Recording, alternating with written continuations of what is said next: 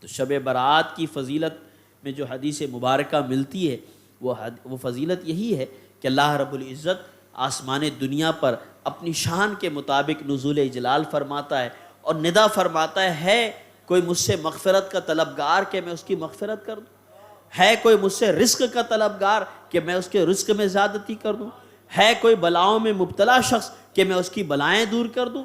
اور اسی طرح صبح تک اللہ کی بارگاہ سے ندا ہوتی رہتی ہے، اللہ کے وہ بندے جو اللہ کو راضی کرنے کی کوشش میں مصروف رہتے ہیں وہ اس رات اللہ کی رحمتوں سے فیضیاب ہو جاتے ہیں۔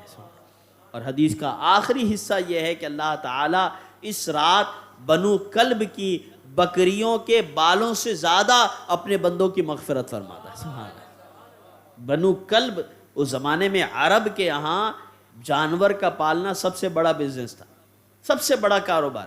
تو جب جانور پالنا، بکریاں پالنا سب سے بڑا کاروبار تھا تو زیادہ سے زیادہ پالی جاتی تھی۔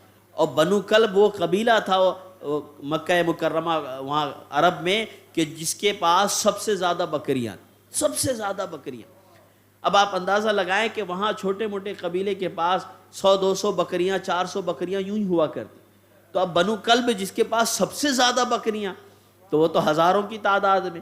اور رسول اللہ فرماتے ہیں کہ اس رات جو اللہ کو راضی کر لے اللہ ایسے بندوں کی مغفرت فرماتا ہے تو ان کی تعداد بنو کلب کی بکریوں کے بالوں سے زیادہ۔ سبحان اللہ، یہ تعداد مغفرت کی۔ اللہ تعالیٰ ان مغفرت پانے والوں میں ہمیں بھی شامل فرمایا۔ آمین۔